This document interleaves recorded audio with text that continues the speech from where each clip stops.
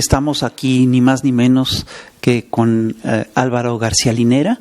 Él estudió matemáticas aquí en México, es vicepresidente de Bolivia y es además un pensador profundo del acontecer latinoamericano.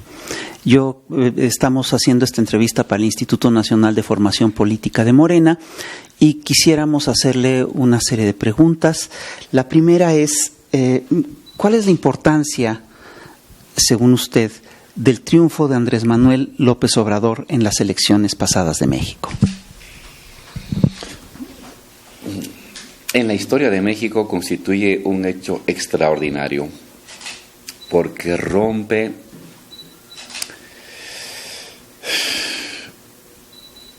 una trayectoria muy larga de gobiernos conservadores que se habían dado en México y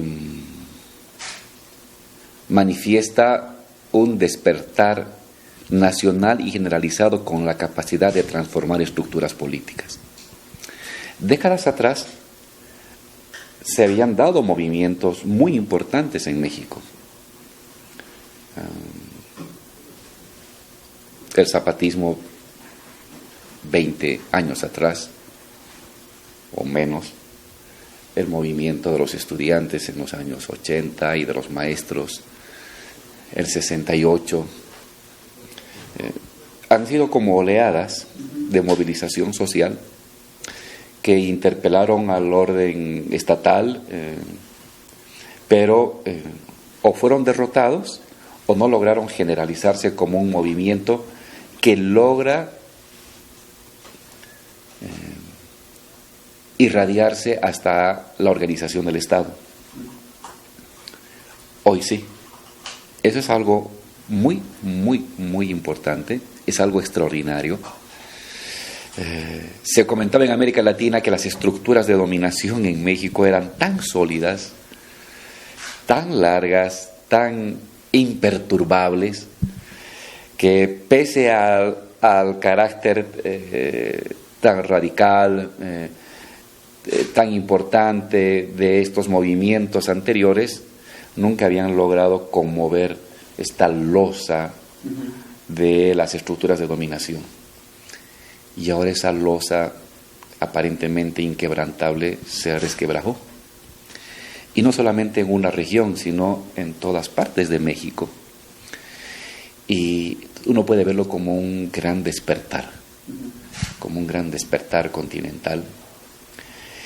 Y sucede en un momento en que está en debate en el continente y en el mundo sobre si el ciclo progresista latinoamericano se cierra y México es el último coletazo, o México inaugura la nueva oleada de un ciclo progresista.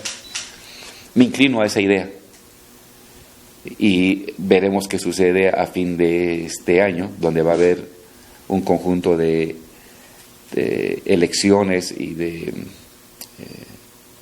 elección de nuevos gobiernos en América Latina, y ahí vamos a poder validar o no esta hipótesis de un coletazo final o al contrario el inicio de una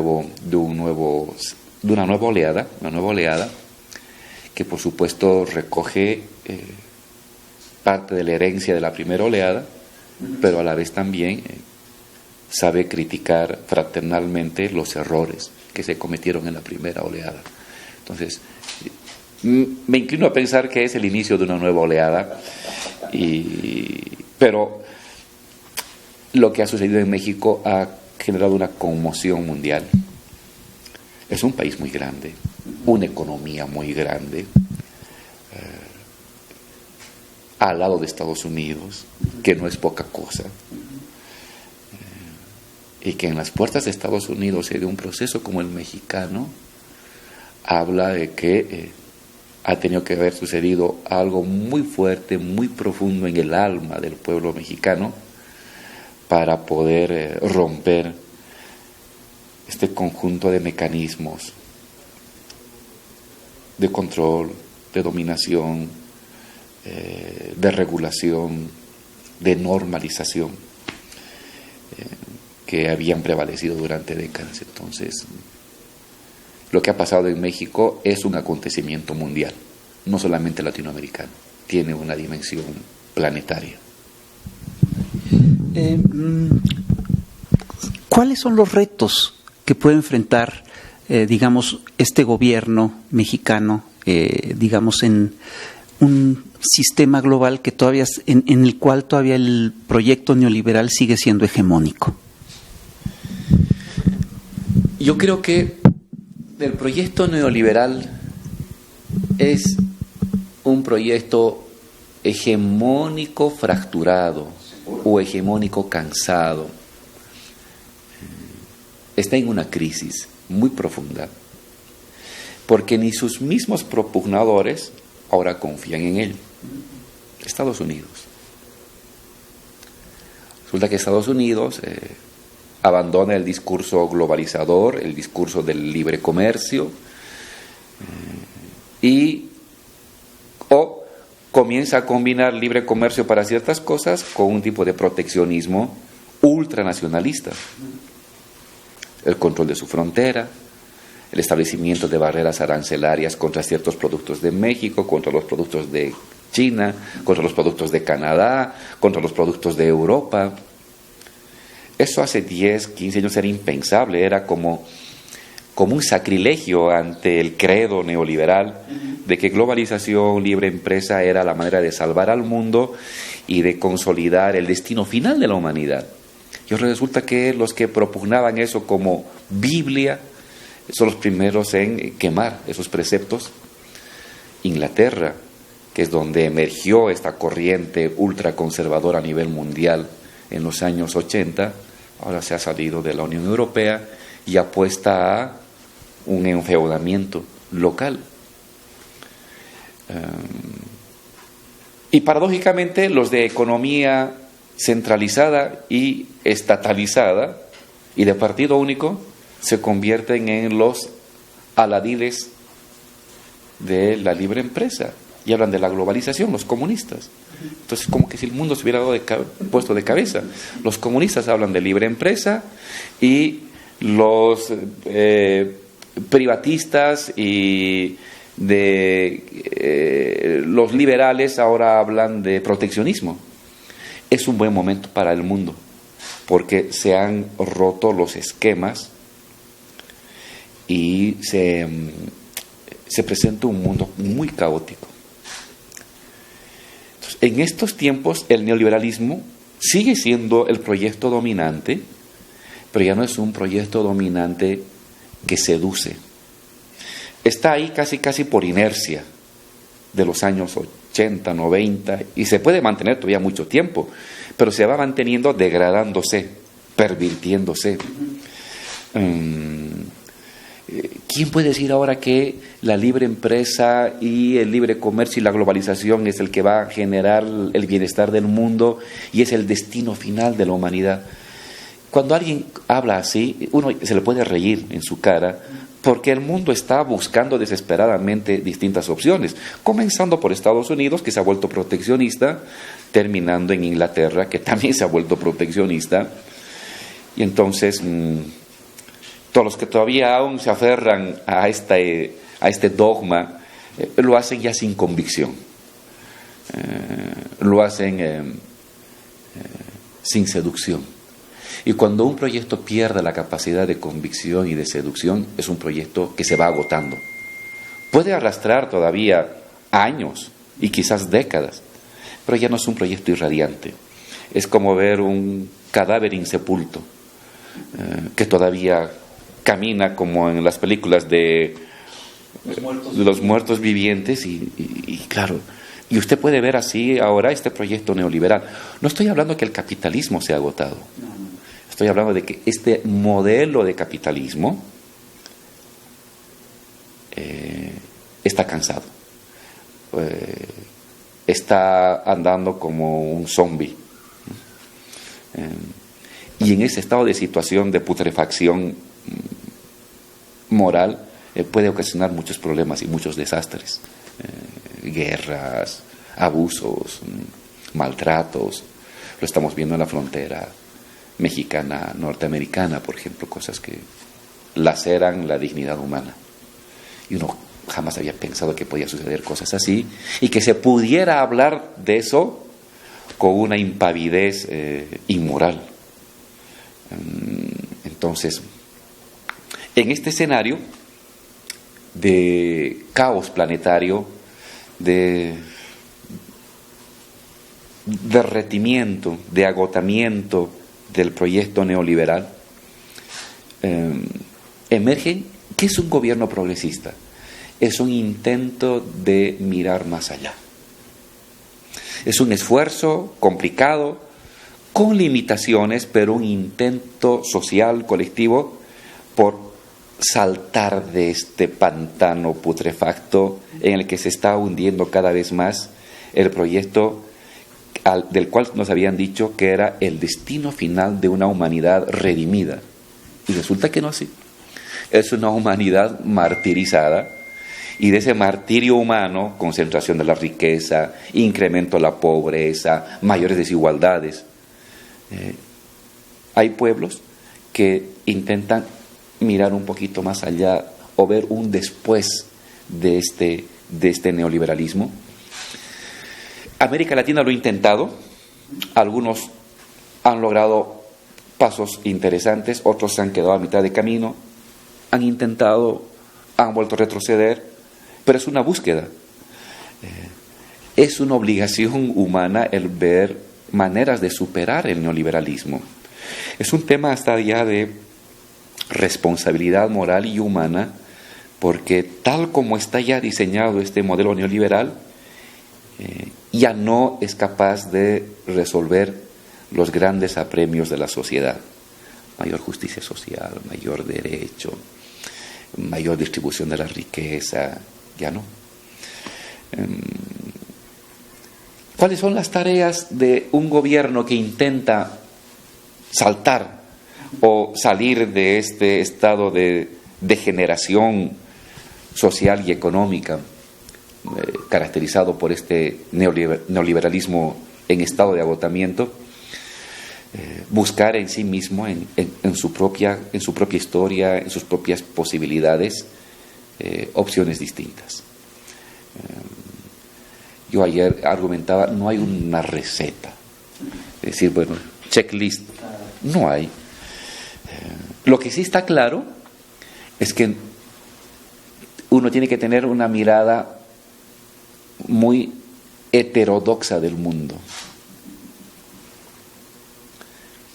Puntos decisivos en esta superación: mayor democracia. Ha de haber superación del neoliberalismo si cualquier gobierno progresista, no importa la corriente que tenga y la historia prueba que tenga, se esfuerza para que los humildes tengan mayor capacidad de toma de decisiones. ¿Qué hizo el neoliberalismo? Concentrar las decisiones en las grandes corporaciones y dejar a la gente que juegue cada 5 o cada 7 años con un voto que no decía nada. Ahora no. Hemos de superar esa parodia de democracia cuando esa gente humilde, esa gente sencilla, afectada, agobiada por políticas de ajuste, participe en la toma de decisiones. Recogiendo la historia previa, recogiendo la tradición de los partidos, recogiendo la experiencia de la acción colectiva. Ya cada país sabrá inventar por dónde, pero este es como un elemento clave. Hay superación del neoliberalismo si hay una ampliación de la participación democrática de las personas en la decisión de sus asuntos comunes.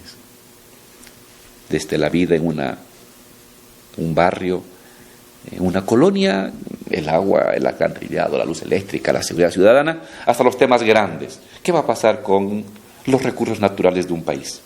¿Qué va a pasar con el presupuesto de la nación? De lo pequeñito a lo grande.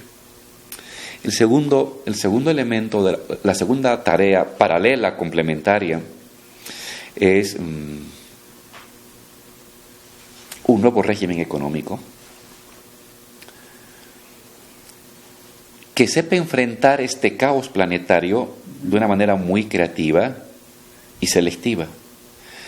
¿Significa este agotamiento del neoliberalismo que ya no es importante el comercio exterior? No. Es importante que tienes que potenciar tu comercio exterior en lo que te conviene y potencia tu mercado interno en lo que te conviene. Antes se nos decía libre comercio para todo porque eso va a generar bienestar para la gente. No, no es cierto. Entonces, si en estas áreas, el libre comercio, tratados comerciales, exportación, me ayuda a generar divisas, me ayuda a potenciar industria interna, bienvenido. Pero si en estas otras cosas, mi industria interna la tengo que proteger, tengo que potenciar redes del mercado interno, especialmente para el pequeño agricultor, para el campesino, para el artesano, para el pequeño comerciante, entonces protejo. Son políticas híbridas. Entonces, hacer tratados de comercio selectivamente y hacer esfuerzos de protección de tu mercado interno selectivamente. En cierto modo eso está haciendo Trump, pero como gran potencia. Impone a garrote sus tratados de libre comercio allá donde es fuerte y se pelea con Huawei allá donde ya es incapaz, donde ya ha sido rebasado por la tecnología de otros países. Igual está haciendo Alemania, igual está haciendo Europa. Hasta Europa ha llegado a esta oleada de seguridad regional, ese discurso que en el fondo es protegeré a mi industria de una industria más fuerte, ¿no? Le ponen el rótulo de seguridad nacional a un tema que es eminentemente comercial. En telecomunicaciones Huawei ha avanzado más y más barato que otras empresas. Y para que no destruya su industria regional Estados Unidos o su industria regional Europa, dicen que por temas de seguridad nacional. ¿Qué seguridad nacional? Es un tema de dinero. Pero están actuando así. Imponen el garrote del libre comercio en lo que son buenos e imponen el garrote del proteccionismo donde no son buenos. Pues hagamos algo así parecido nosotros. Los latinoamericanos nos encargamos de cumplir, como diríamos, casi militantemente, casi los dictados que nos daban, mientras ahora los otros están en otra cosa, los otros están pensando en sus países. Y algunos países latinoamericanos todavía siguen pensando en cumplir el recetario que no funciona en ninguna parte. Distribuir la riqueza. No ha de haber fortaleza del mercado interno si no hay una distribución de la riqueza. Y no se han de reducir las desigualdades si no hay distribución de la riqueza. Distintas maneras de distribuir la riqueza. Mejoras salariales, ampliación de derechos laborales, políticas redistributivas del Estado, control de las principales fuentes del excedente económico de un país. ¿Cuáles son las áreas donde un país genera mayor cantidad de dinero que se va afuera? Pues ahí tiene que haber una intervención estatal. Donde se pueda, el Estado tiene que convertirse en propietario. Donde se pueda, el Estado tiene que subir las tasas impositivas que no asfixien a la actividad productiva, pero que permitan que el excedente elevado que se genere en ese sector, no sé, telecomunicaciones o banca, pasen en favor del Estado para que el Estado pueda ejercer sus políticas de redistribución y de justicia social. Entonces, se trata también de formas de convivencia híbrida entre propiedad estatal, propiedad privada grande, propiedad privada pequeña, propiedad privada diminuta, propiedad comunal, propiedad extranjera, y un Estado que está permanentemente regulando y ecualizando la economía, de tal manera que ningún sector sea asfixiado, pero que el Estado, como representante temporal del bien común, esté regulando y ecualizando el desarrollo acompasado de todos ellos. No estoy yo de acuerdo en que el Estado tiene que asumir la totalidad de la economía. Es nuestra experiencia. Hay cosas en las que los funcionarios públicos no somos buenos. Y hay actividades económicas que requieren innovación permanente. Y el Estado es pesado, burocrático, Y entonces dices, bueno, esto que lo hagan los privados. Pero, ¿cuál es tu impuesto? 6%. Estudio que si me pagas el impuesto de un 30%, igual tienes ganancia razonable. Pues venga, vía impuestos, recaudo más excedente en favor del Estado para que esa actividad no se ahogue, no se vaya al extranjero, pero que deje algo para el país. Entonces, cada sector merece un tipo de análisis específico, pero ahora es importante un Estado que no sea simplemente el observador que entregó lo público al privado. Para eso usaron el Estado en el neoliberalismo, sino que sea el regulador que está viendo relaciones internacionales, relaciones internas, potenciamiento del mercado interno, redistribución del excedente, pero a la vez potenciamiento y desarrollo de actividades privadas que puedan generar empleo, que puedan generar también exportaciones, divisas para el país. Se requiere a un Estado como que observador y regulador y participador del conjunto de la actividad económica. Y la tercera cosa de un gobierno progresista, ya en perspectiva de que no sea simplemente una lluvia de verano que luego se va, esforzarse por transformar de manera sistemática y duradera los esquemas mentales que hemos heredado. Todo gobierno progresista es fruto de una revolución cultural, de un tipo de hartazgo colectivo que le dijo basta a tanto abuso, tanta discriminación, tanto maltrato. Parte del sentido común fue quebrado. El sentido común dominante, construido a lo largo de siglos, siempre es conservador, siempre reproduce el orden dominante. Es machista, es colonialista, es jerárquico, es autoritario, es conservador. Por eso hay sociedad que se reproduce. Y cuando hay estos procesos de explosión revolucionaria y progresista, significa que algo del sentido común llegó a un tope, hubo una especie de hartazgo moral con ciertas cosas. Y se quebró parte del sentido común. Y lo que parecía imposible hace un año, hoy se vuelve posible. Pero no te confíes que ese quiebre de la expectativa de las personas es permanente y duradero. Es un momento.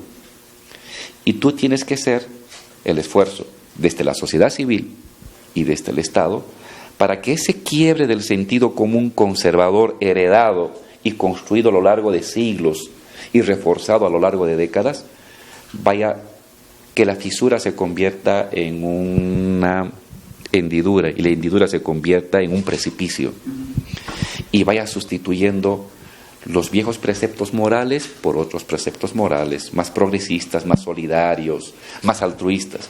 Los viejos preceptos lógicos autoritarios por nuevos preceptos lógicos más comunitarios. Los antiguos preceptos procedimentales de la vida cotidiana por nuevos preceptos más asociativos.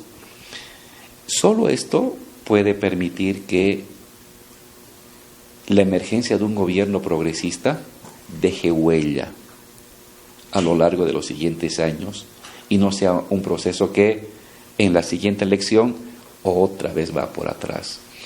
No se trata de mantenerse en el gobierno necesariamente, sino de hacer que las transformaciones que uno impulse en la primera oleada no sean reversibles aunque uno haya perdido la gestión de gobierno, sino que se conviertan en sentido común.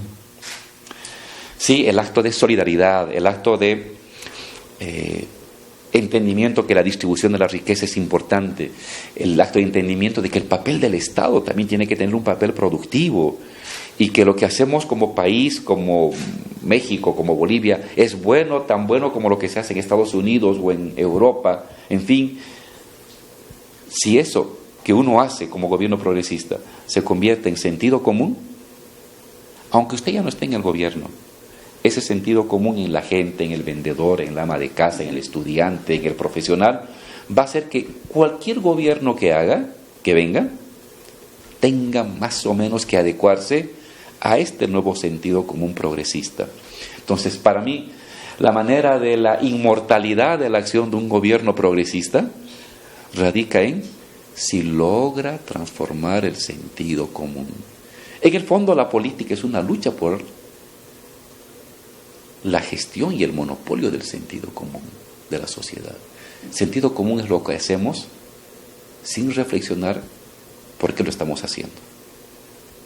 Si usted logra introducir ahí un nuevo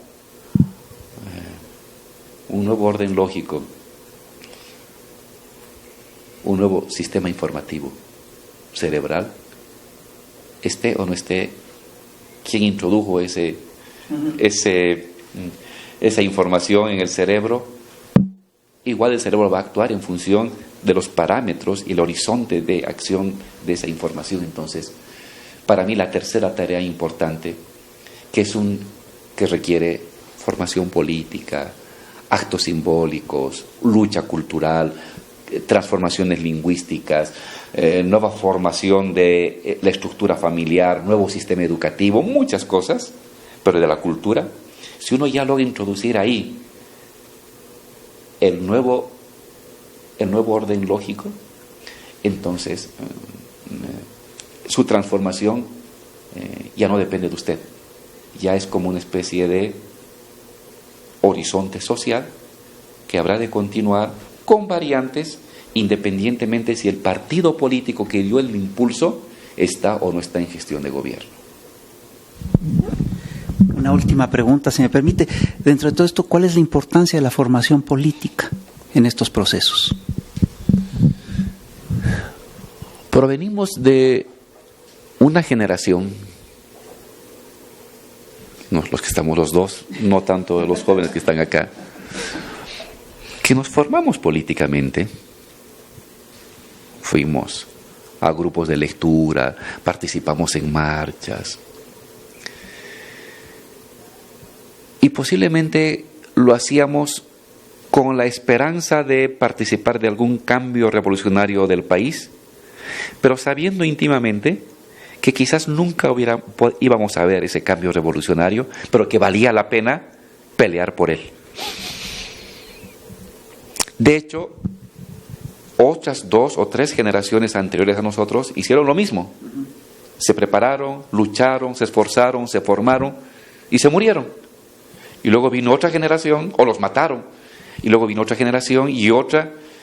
Y nos ha tocado a nosotros, con un poco más de edad, con menos edad, hacer que todo lo que habíamos esperado y luchado años atrás comience más o menos ya a materializarse. No como el sueño cumplido, sino como el inicio del sueño que se comienza a construir. Entonces, todo proceso progresista y revolucionario del continente se asienta sobre una generación de luchadores. Se asienta sobre una generación de gente que ha marchado, que ha peleado, que se ha hecho perseguir, que ha dado cursos, que ha estado en la cátedra, que ha formado grupos de lectura. Son esos activistas que han creado las condiciones de una transformación molecular de la sociedad. Muy bien. Cuando se dan los gobiernos progresistas, una parte de esta gente de la sociedad civil que luchó pasa a gestión de gobierno. Es natural. Toda transformación estatal significa también una renovación de las élites de gobierno. Y entonces la primera fila de personas que entran a las alcaldías, a los gobiernos regionales, al Estado, pertenece a esta camada de luchadores sociales que han peleado 10, 20, 30 años. Pero el Estado es un triturador de almas. Yo estoy 13 años en él. y triture el alma. Ojo, el Estado no es una cosa palpable, es una relación entre las personas, pero es una relación especial, particular. Es muy probable que de esta primera línea de luchadores sociales que vienen de la sociedad civil, en el Estado algunos cumplan una buena función y otros no. Porque una cosa es estar en la sociedad civil reivindicando y otra cosa es estar en el Estado gestionando.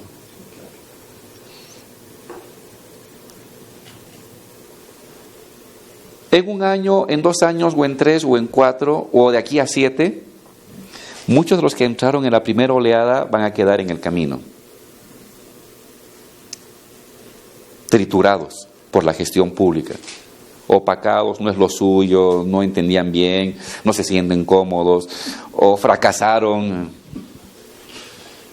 Y luego va a venir otra camada de personas que tienen que asumir el liderazgo social, porque los que estaban en la sociedad se pasaron acá, los que estaban en la cátedra se pasaron acá, los que estaban en el sindicato se pasaron acá. Tiene que haber una nueva generación que sustituye a la gente que estaba en la cátedra, en el sindicato, y una nueva generación que sustituye a los que van fallando o van siendo triturados en la máquina estatal. Todo gobierno progresista, por la característica del proceso, requiere una renovación más o menos recurrente de su personal, en la sociedad civil como en el Estado. Pues bien, pero resulta que los que tienen que acceder a la nueva dirección de los sindicatos, de los gremios, de las academias, porque se fueron al Estado, no traen la misma trayectoria. No traen la misma trayectoria. Son más jóvenes, qué bien, de eso se trata. Porque la renovación va a estar marcada por la juventud de los nuevos cuadros. Y los de acá pasarán al Estado, qué bien, más jóvenes. Pero si los que acceden a la sociedad civil, que es más importante que los que acceden al Estado, no traen una trayectoria de la marcha, de la movilización, de la lucha, de la formación política, es muy probable que usted tenga de aquí a 5 o a 7 o a 10 años una renovación de los cuadros de dirigencia social, de los cuadros de escritores, de investigadores, de catedráticos, de colegios, de universidades, forjados en el proceso, sin menos conflictos, no perseguidos, no sacrificados, más fáciles las cosas. Y si no están formados políticamente, es muy probable que esa gente que entre sea más complaciente con las cosas fáciles, sea más complaciente con o más permisivo con el establecimiento de relaciones de intercambio monetario de favores. Tengo una mirada más limitada de lo que es un análisis de la política, menos compromiso. Y entonces resulta que al ámbito social y al ámbito estatal va a haber una continua regeneración de liderazgos. Y si no están formados, no necesariamente en el sacrificio, nosotros hemos formado en el sacrificio y la persecución, ya esa es otra generación. Ahora tienen que ser formados, ya no porque son perseguidos, porque viven en la clandestinidad, pero sí forjados en análisis social, en análisis político, trabajo en colectivo, una ética del compromiso social, que caracterizó a esta generación que ha llegado a cargos de gobierno o a las direcciones sociales. Y entonces, si usted no hace un esfuerzo por preocuparse de las nuevas generaciones que van a acceder a direcciones sociales, que van a acceder al Estado, va a haber un debilitamiento de la cohesión política y de el compromiso político. Y no es raro que usted vaya reclutando arribistas. Personas que dicen, haré carrera. Como las cosas son fáciles, pues hago carrera aquí en una dirección sindical y luego capaz aparezco como, no sé, diputado de un gobierno regional. Tiene derecho, pero que sean esos los mejores.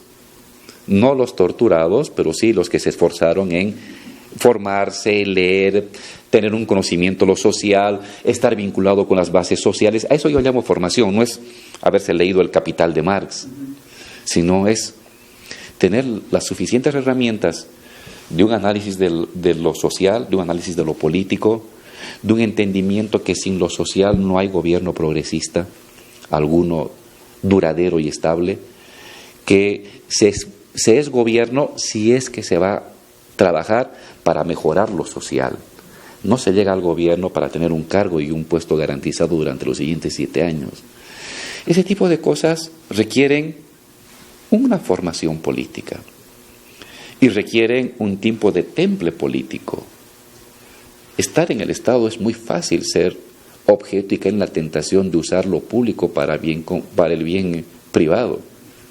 Y si usted no tiene una formación política, el soborno está a la vuelta de la esquina o usted va a ir a buscar el soborno. Y si un gobierno pierde su autoridad moral en gestión de gobierno y se convierte en un repetidor de los viejos vicios de los anteriores funcionarios del Estado, acuérdese que los siguientes 4 años o cuando haya elecciones lo van a votar a usted mediante el voto con la misma rabia que los votaron a los anteriores. Y entonces lo progresista simplemente habrá sido una intencionalidad, una buena intencionalidad fallida. Por esta manera de la rotación del personal, todo gobierno progresista es una articulación entre movimiento social y estructura estatal. Y eso provoca una rápida movilidad social interna. Y si no hay una máquina que permita formar con una velocidad bastante acelerada los cuadros en lo social y en lo político, usted va a tener aquí a 7 años unos liderazgos sociales, unos liderazgos intelectuales, unos liderazgos morales muy blandos, muy flexibles, descohesionados y muy propensos a otro tipo de actitudes más personalizadas. Eso ha pasado en América Latina. Y no estoy hablando solamente del candidato presidencial. Estoy hablando de los que vienen detrás del presidente, de sus ministros, de sus viceministros, de sus diputados, de sus directores, de sus funcionarios. Una elevada rotación de personal que hace que te encuentres con nuevas generaciones. No les puedes pedir a ellos el camino del suplicio que tuvimos las generaciones mayores, pero sí les tienes que exigir el compromiso social, el compromiso ético, el compromiso moral con lo popular, con lo social, con el bien común. Y eso no se aprende viendo telenovelas solamente. Puede ayudar la telenovela. Se aprende en el debate, en los círculos de formación, en la lectura, en la militancia social, en los círculos de solidaridad colectivos. Forman un temple espiritual. Y eso es importante crearlo. Nuestro caso duraría 13 años, esperemos que dure más, pero este es uno de los principales déficits. Estamos seleccionando compañeros para las diputaciones, vienen de los sindicatos. Es parte de nuestra condición plebeya. Nuestros diputados vienen del sindicato, vienen del campo, vienen de la comunidad, vienen de la universidad. Perfecto. Pero muchas veces esos compañeros que están en nivel de dirección ya vienen de lo fácil, ¿no? Vienen de lo fácil. Y no es raro de que luego los compañeros tengan una actitud distinta frente a los grandes conflictos, una actitud más endeble frente a las grandes presiones que uno tiene cuando sabe que tiene poder social o cuando tiene poder estatal. Entonces eso requiere una formación. Y de hecho, yo recomendaba en estas elecciones, estamos en pleno proceso de selección de candidatos, yo les decía, oigan compañeros, en un proceso progresista es más importante una dirección social que una diputación o un papel en la administración del Estado. Tienes más poder aquí que acá. Entiendo que después de siglos donde siempre se te cerraron las puertas para poder estar en el Estado, ahora sientas con derecho de decir, oye, soy un dirigente obrero y quiero ser diputado. Tienes un derecho, después de siglos de que no se te permitió, de acuerdo. Pero nunca olvides que quizás vas a tener más influencia siendo dirigente obrero, dirigente estudiantil, que siendo un diputado. Y le ayudas más a tu gente siendo un buen dirigente social, luchador, perseverante, solidario, que siendo un mal diputado.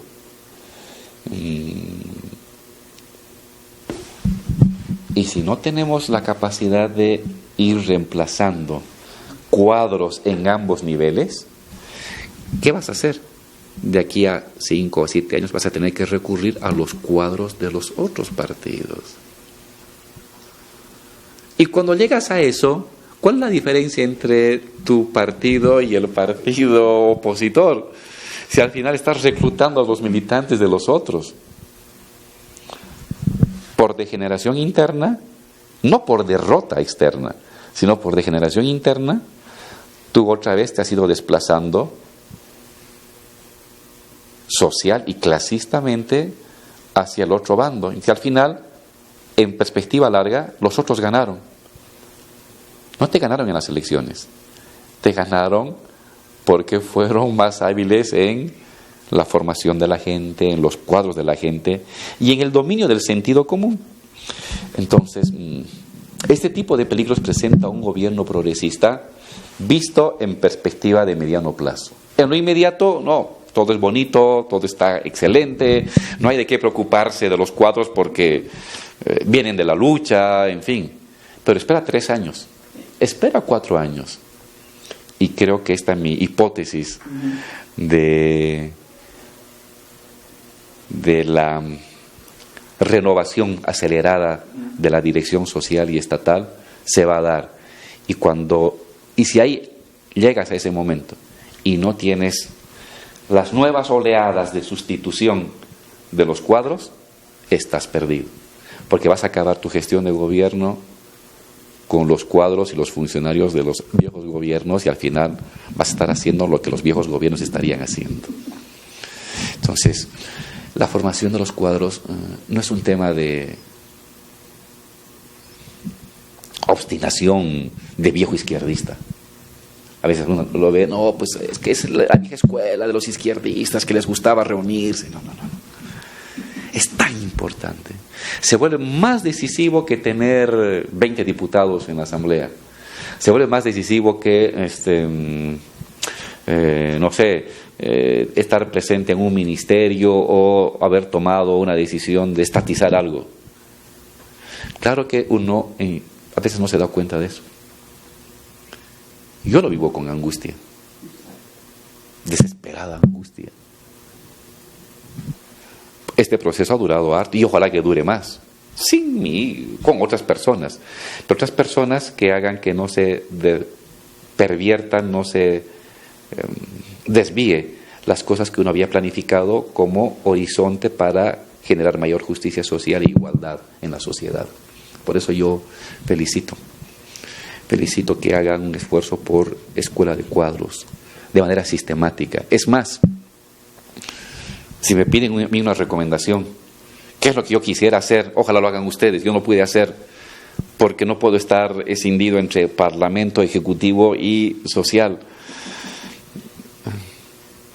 A mí me gustaría construir una escuela de cuadros muy sólida, muy grande y casi profesionalizada.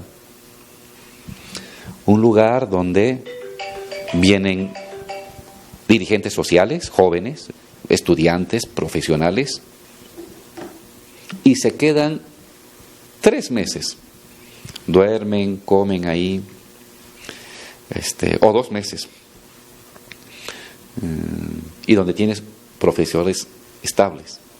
Porque la escuela de cuadros donde, oye, ministro, ¿te animas a venir a un curso mañana de 2 horas? Va a hacerlo. No es sólido eso. Cursos sólidos. Como lo hacían los socialdemócratas europeos hasta los años 70. Esa es verdadera escuela de cuadros. No hay ni una en América Latina. México debería tener una así o mejorada. Un staff de profesores estable, duradero, unos cursos modulares que van sumando, compañeros que vienen de distintas partes del país y que se quedan 1 semana, se quedan 10 días y uno tiene que solventar sus gastos. Solo con voluntariado no va a funcionar bien. Eso hay, no es suficiente. Déjenme traspasarles mi humilde experiencia. Voluntariado de cursito de fin de semana de 7 de la noche a 10, a nada está bien, pero no funciona. Se requiere cosas serias. Es más. Mínimo 1 semana, mínimo 15 días, mejor si 1 mes, distintos temas, distintas áreas, de distintos sectores sociales. De aquí a 2 años, otra vez, o de aquí a 1 año, otra vez. Un lugar estable, un lugar fijo. Si eso logra hacer, yo me inscribo a su escuela de cuadros y vengo a pasar clases. Bueno, muchísimas gracias. Hemos tenido esta entrevista con Álvaro García Linera, un hombre de Estado, un referente ético para América Latina y, hay que decirlo, un cuadro formado. Muchas gracias.